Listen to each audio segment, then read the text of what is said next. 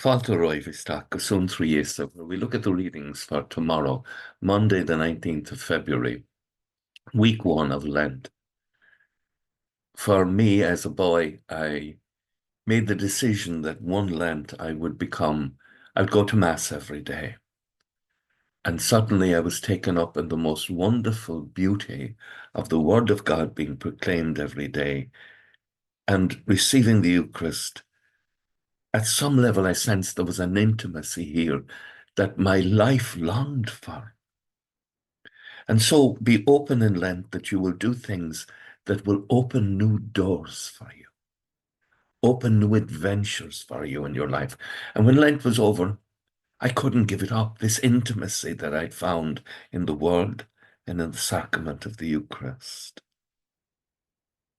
I cannot explain it to you other than to say a profound intimacy.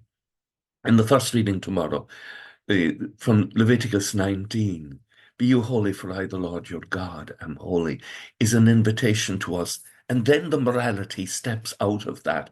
What we should do and what we should avoid steps out of that we are in the company of the God who is holy. I love Rublev's Trinity, that icon, that image behind me.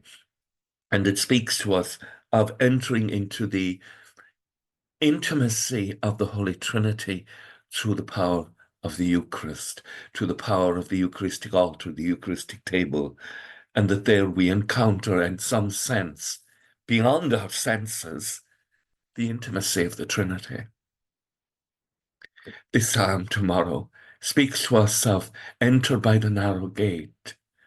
Enter by the narrow gate of God's word. The rule of the Lord is to be trusted, and it gives wisdom to the simple, those who will bow down and enter humbly into the word and accept God's word for what it truly is, God's word and not some human wisdom. And for those who can do so, they will find the key to joy in life. And joy is being in an intimate union with the God who loves us and treasures us.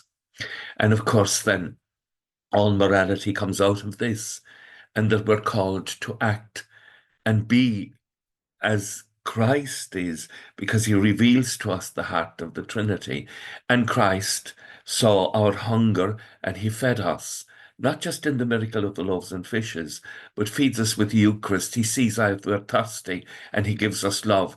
He sees that we're a stranger and he reconciles us, that we're naked and sinful and he clothes us and forgives us, that we're sick, our hearts are sick and he visits us, that we're in the prison of sin and he sets us free. And then he expects that we would do the same. Not primarily, it's addressed to the brothers, being those who are members of our own Christian community, of course. But the Old Testament makes it clear that God's love knows no barriers. And we extend that care of behaving in the world because we are the word of God for so many people. We are the only gospel that they will ever see. Bear witness to God's love in the world by being holy and uniting yourselves to the action of Christ in your lives. With thoughts such as these, let us go to our beds and let us pray that we shall indeed awaken in the morning with the praise of God on our hearts and on our lips. Agus gomana di alagog shiv, ahar mak agus spirit nave. Amen.